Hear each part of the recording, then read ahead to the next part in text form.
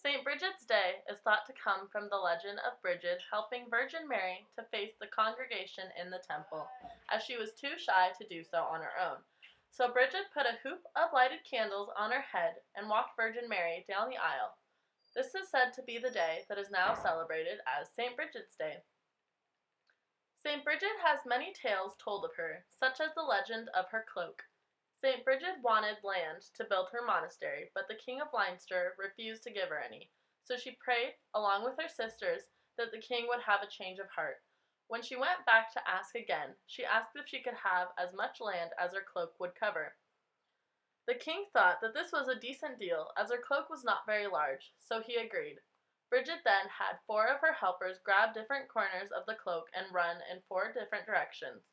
When they did this, the cloak grew and grew, covering many acres. The king was upset, but knew then that she was a sacred woman, and St. Bridget now had plenty of land for her monastery.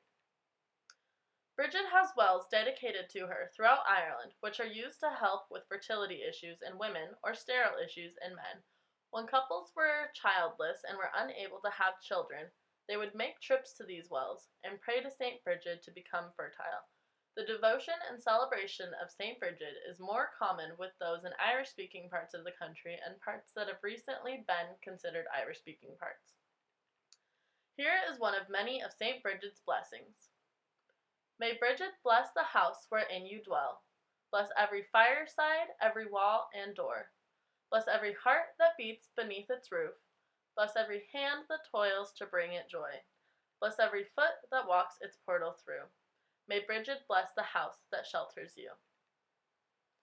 To some extent, the Bridget's cross has become one of the symbols of Ireland.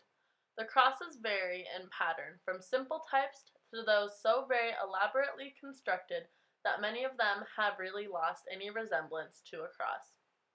Prayers are said invoking the blessing and protection of the saint throughout the following year.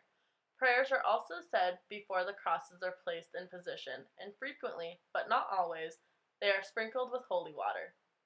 This procedure varies considerably in different districts. In some parts of the country, the custom is unknown, and in others it has died out and is remembered only by few. The crosses symbolize St. Bridget and her protection over the home in which the cross is placed. Placing a cross above the door is a welcome to visitors, but the crosses are also thought to protect the home and its inhabitants, and were thought to keep evil, fire, and hunger from the homes in which it is displayed. However, the tale of its creation is somewhat confused, and there is not one definitive version. In some traditions, the cross from the previous year is taken down and burnt, and then replaced by the new one. St. Bridget's crosses are made of straw or rushes and are placed in the rafters, usually over the entrance of the door, on the first day of February, which is St. Bridget's Day. To make the crosses, take the first rush and hold it straight up. Fold the second rush in half at the middle of the first. Take a third rush and fold it around the second, parallel to the first. This will now form a T-shaped piece, with one arm having 1 strand, the second having 2, and the third having 3. Fold the fourth rush around the third to form a cross. Next, fold a fifth rush around the fourth, parallel to the single strand.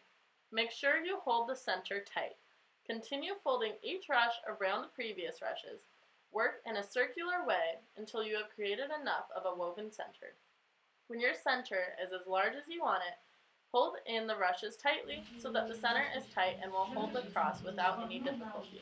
Tie the end of each arm carefully and trim the ends. The traditional prayer that is said when hanging the St. Bridget's crosses is, "May the blessing of God and the Trinity be on this cross and be on the home where it hangs, and on everyone who looks at it."